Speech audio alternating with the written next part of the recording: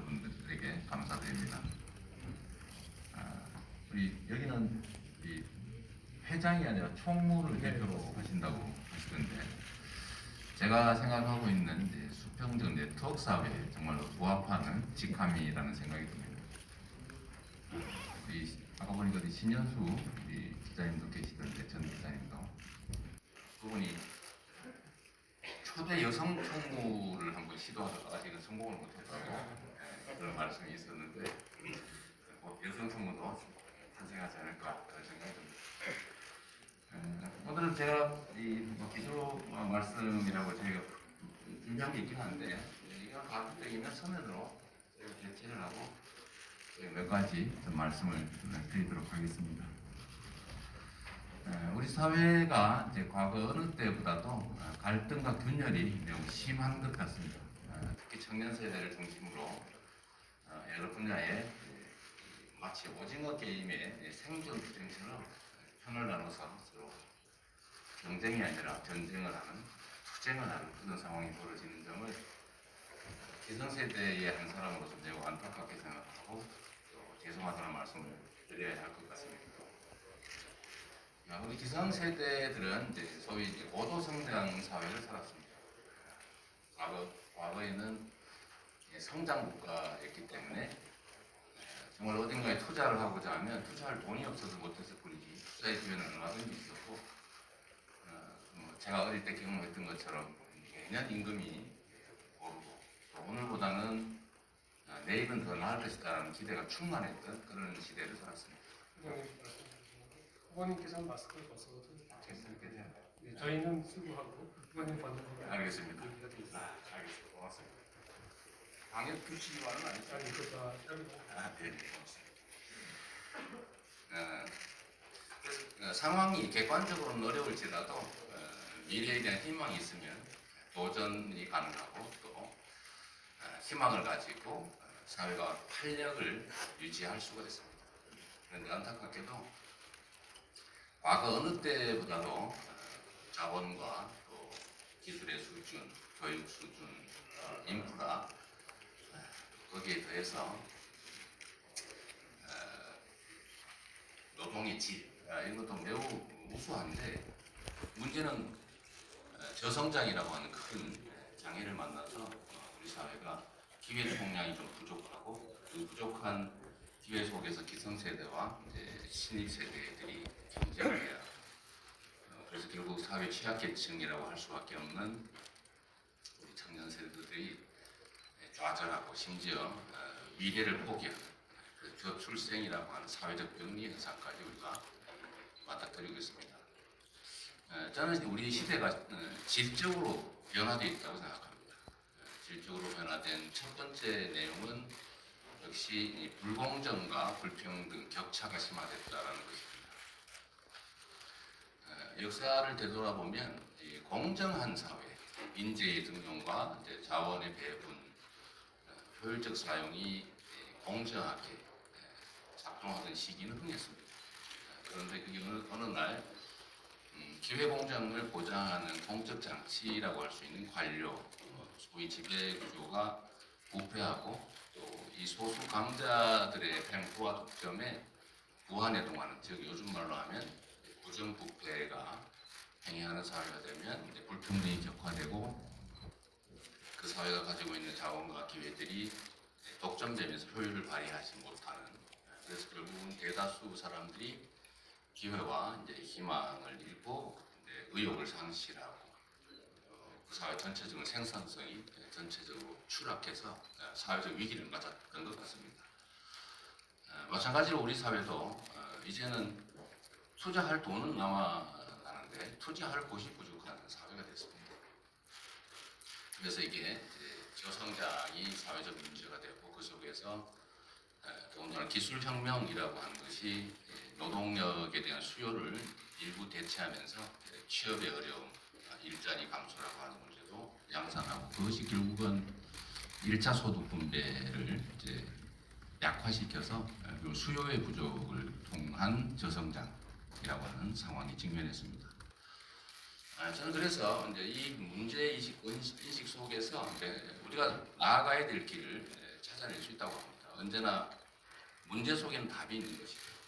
첫째가 우리 사회의 이 불평등과 양극화라고 하는 문제를 완화하는 공정사회 회복, 공정성의 회복이 우리가 나아갈 길의 하나다라는 생각을 합니다.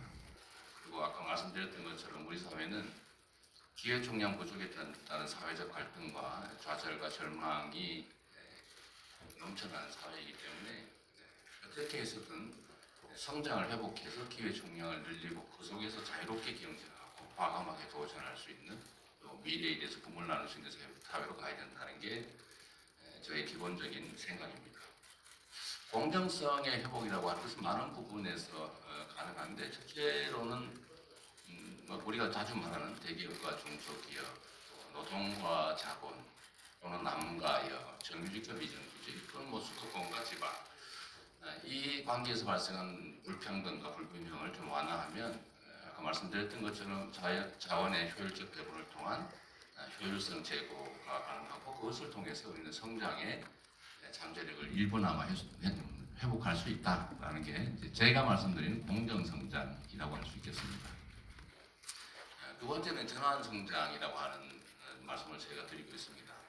전환성장은 우리가 지금 전환적 위기, 기후 위기에 따른 신재생 에너지로의 대전환 또는 기술 혁명에 따른 디지털 대전환 그리고 앞으로 우리가 맞이하게 될 주기적인 팬데믹 이런 것들이 사실은 외부적으로 큰 위기 요인으로 작동하고 있습니다.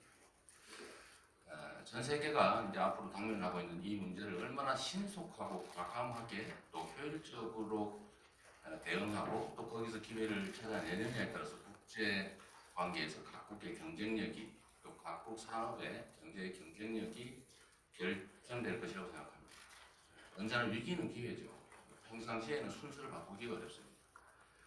위기 국면에서는 이 위기를 기회로 만들어내서 이 순위를 바꾸고 우리가 추격 국가에서 선도 국가 정말로 무한정적인 많은 기회를 누릴 수 있는 상황을 만들어낼 수가 있죠.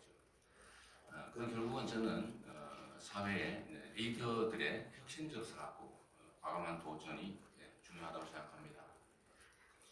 아주 자세히 말씀드릴 시간은 없으니까 개요를 좀 말씀을 드리면 우리가 신재생 에너지로의 대전환이라고 하는 건 피할 수가 없습니다.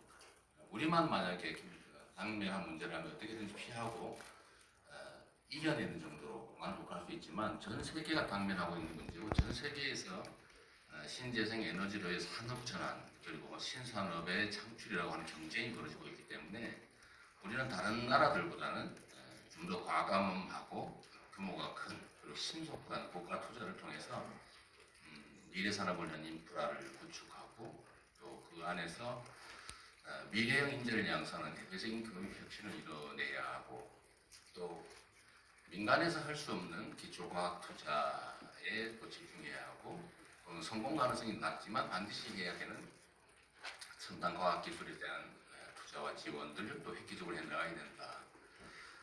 그리고 이제 이 빠르게 변화하는 세계에서 과거에 이 느린 사회에 적응해왔던 규제 방식을 대대적으로 개편해야 된다.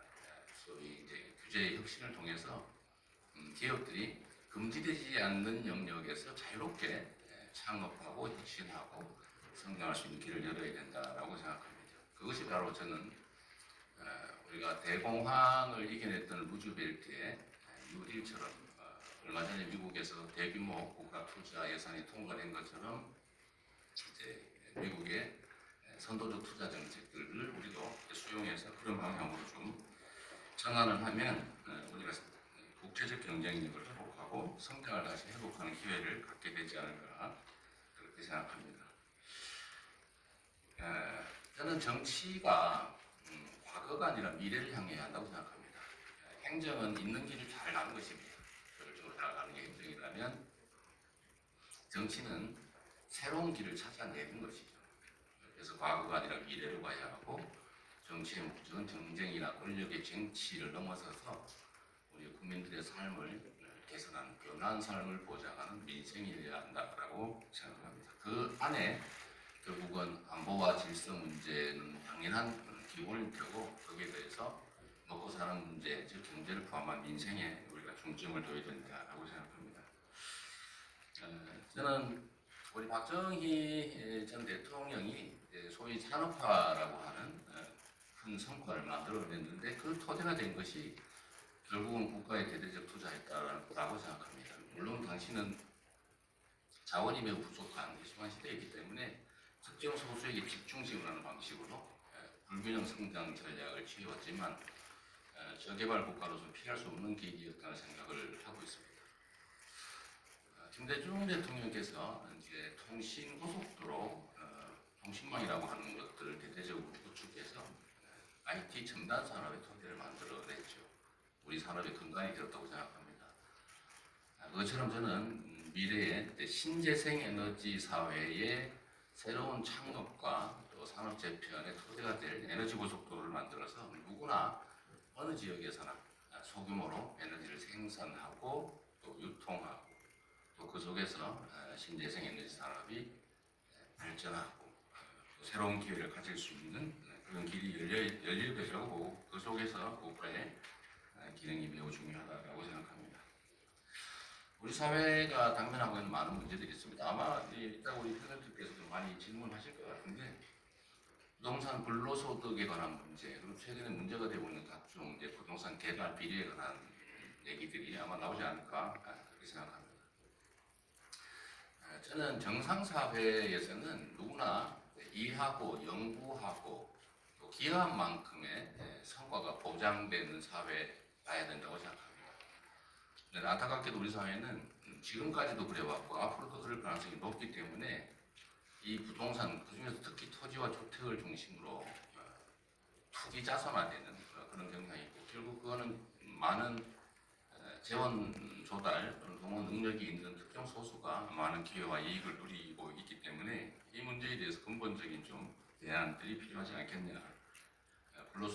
부동산 불로소득 공화국이라고 하는 초등학생들의 가장 큰 꿈이 건물주가 되는 그런 사회를 좀 우리가 벗어나야 되겠다는 생각을 합니다. 외교 문제나 또 통일방 문제에 대해서도 아마 많은 질문이 있을 거로 생각하는데 이 문제는 이따가 질문을 해주시면 제가 답하기도 하고요. 그러니까요. 네. 마지막으로 앞으로 뭐 질문하실 게 많을 것 같아서 미리 이제 해놓으면 그 질문을 줄일 수 있을 것 같아서 말씀을 드립니다. 아마 이제 부동산 관련된 문제 때문에 이제 최근에 특검 얘기가 많이 나오고 있지 않습니까? 아마 제가 보기에는 수없이 많은 질문을 준비하고 계실 것 같아서 시간 낭비를 좀 줄이는 측면에서 그 문제에 대해서 제 입장을 먼저 미리 말씀을 좀 드리도록 하겠습니다. 저는 지금 당장 야권에서 얘기하고 있는 이제 화천대유 또는 대장동 개발 관련된 검찰의 수사에 대해서 특검을 하자 이런 요구가 있고 많은 분들이 거기에 동의한다는 것을 잘 알고 있습니다. 이 문제에 대해서 제 입장을 먼저 말씀을 드리면 저는 이 부정비리 문제에 대해서는 엄정해야 한다는 생각을 기본적으로 가지고 있고 그 점들을 아주 오랫동안 제 자신 스스로 실천해왔다고 자부합니다. 그래서 이 문제에 대해서 검찰의 수사를 일단은 국가기관이 하는 일이니까 지켜보되 미진한 점이 있거나 또는 의문이 남는다면 저는 그게 특검 형식이든 어떤 형태로든 더 완벽한 철저한 진상규명과 그의 엄정한 책임 추궁이 반드시 필요하고 그 점에 대해서 전적으로 공감한다는 말씀을 드립니다. 그런데 제가 좀 말씀드리고 싶은 것은 그와 관련해서 이 문제는 매우 복합적인 게 첫 번째로는 윤석열 후보께서 이 사건 주임 검사일 때 이 대장동의 초기 자금 조달과 관련된 부정비리 문제를 알고도 덮었다는 문제 제기가 있습니다. 이 점에 대해서 수사가 전혀 이루어지지 않는 것 같은데 당연히 이 부분도 수사가 철저하게 이루어져야 하고 또 부족하다면 이 부분 역시 특검의 대상으로 삼아야 한다라는 점 말씀드립니다.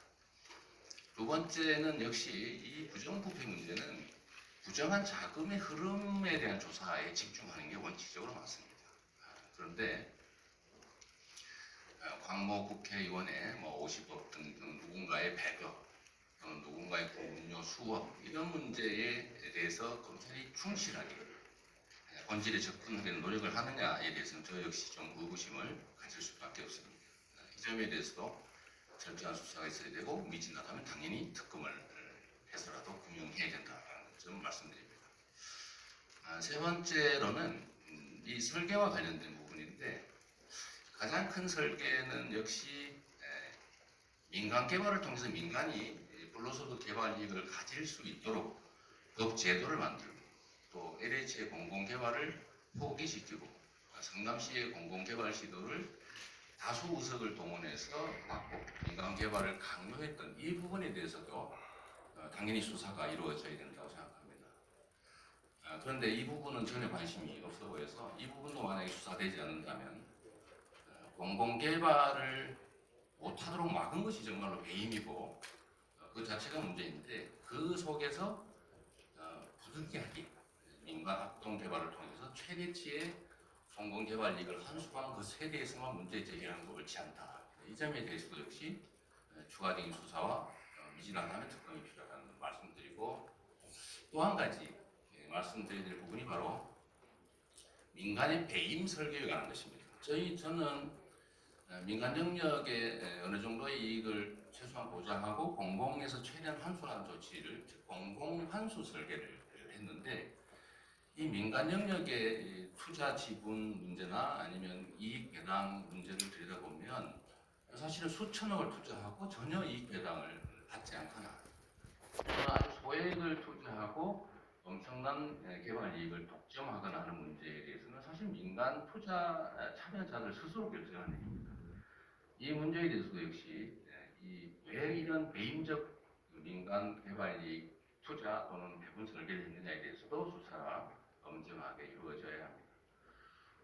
그리고 이 투자 또는 배분 설계와 관련해서 아마 초기 자금 조달의 과정과 그 후에 수백억에 이르는 초기 자금의 성격의 변화 문제에 대해서도 제가 보기엔 전혀 수사가 이루어지지 않고 있는데 앞으로 이 문제도 검찰이 신속하게 철저하게 수사해 주시기를 요청드리고 역시 이 부분도 부족하다면 특검으로 진상규명을 할 필요가 있다고 생각합니다. 이와 관련된 마지막 의견으로 최근에 일부 후보께서 윤석열 후보이죠. 이 화천대유 대장동 문제와 본인의 거의 본부장이라고 그러죠. 본인의 비리, 부인의 비리, 장모의 비리 이걸 본부장 비리라고 어제 부르는데 이런 문제들을 특검을 하자라고 주장을 하십니다. 저는 이건 옳지 않다라고 생각합니다. 왜냐하면 이 특검은 사실 상당히 많은 시간이 소요되기 때문에 결국 저는 윤석열 후보께서 특검을 빙자해서 수사 회피, 수사 지연 목적을 달성하려고 한다는 생각을 지울 수가 없습니다. 그래서 대장동이나 화천대유 문제에 대해서는 수사 미진을 하면 당연히 특검을 하되 그와 직접 관련이 없는 윤석열 총장 본인 가족들의 부정부패 문제에 대해서는 지금 단계에서 검찰의 엄정한 신속한 수사가 필요하다. 그걸 피하기 위해서 수개월이 소요된 특검으로 피할 생각을 하지 않으셨으면 좋겠다는 생각을 합니다. 이 부분과 관련해서는 제가 지금까지도 기본적인 국가기관의 수사, 국가 권력 작동을 지켜보고 부족하면 대안을 만들어야지. 그걸 피하기 위해서 그런 대안을 선제적으로 또는 공세적으로 또는 정쟁적으로 제기하는 것이 않다 이 말씀드립니다. 또 말씀을 드리기 위해서 죄송합니다. 제가 가급적인 질문에 대해서 앞으로는 좀 짧게 답변해서 여러